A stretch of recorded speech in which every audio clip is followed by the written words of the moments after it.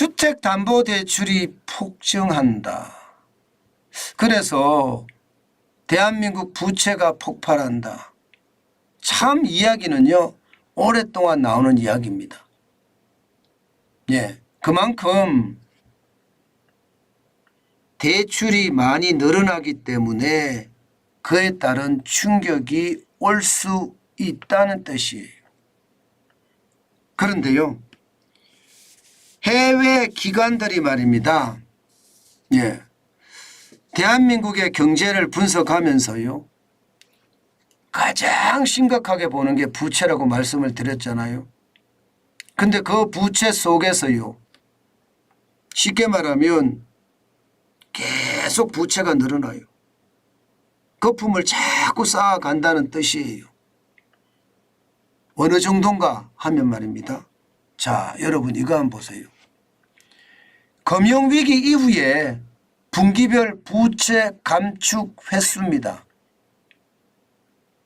그러면 금융위기 이후에 우리는 부채가 줄어든 게 2번밖에 없다는 거예요. 2번. 그죠? 2번. 그런데 미국은 몇 번 있을까요? 영국은 몇 번 있을까요? 여러분 이거 한번 보세요.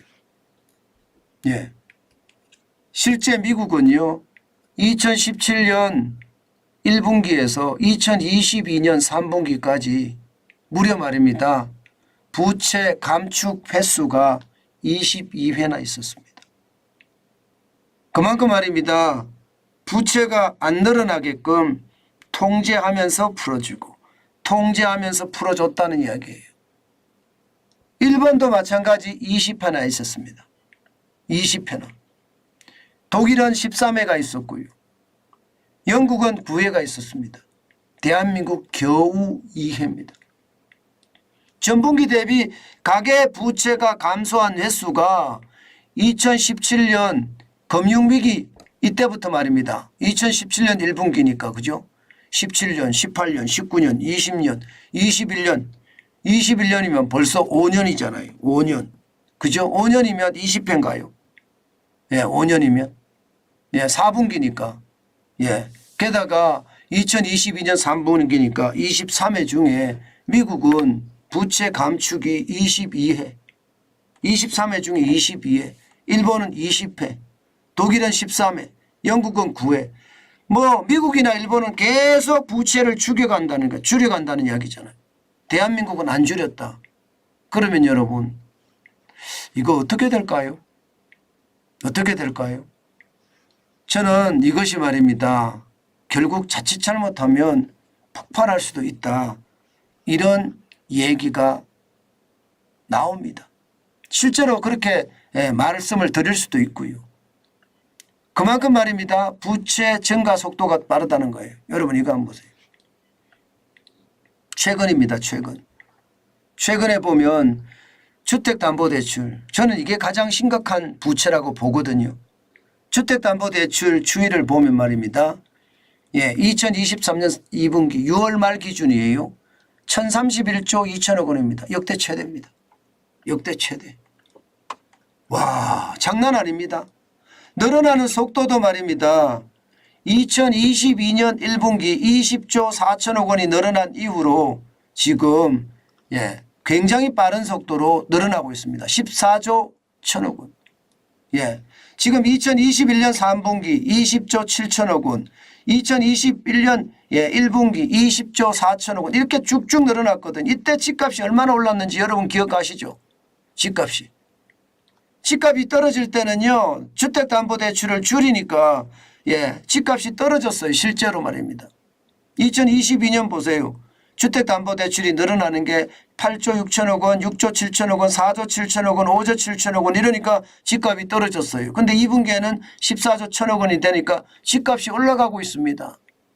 그러면 여러분 이 기준대로 한다면 집값이 다시 떨어지면 어떻게 될까요? 집값이 다시 떨어지면. 집값이 다시 떨어지면 부채가 폭발할 수도 있다는 이야기인가요?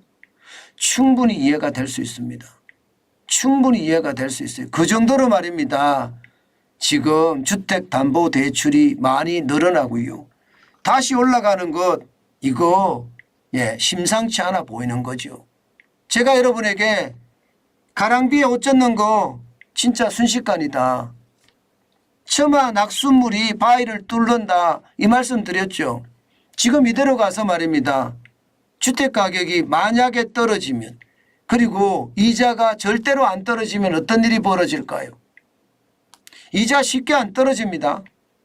지금 미국 경제가 침체의 조짐은 보이니까 이자가 떨어질 확률은 좀 높아졌어요.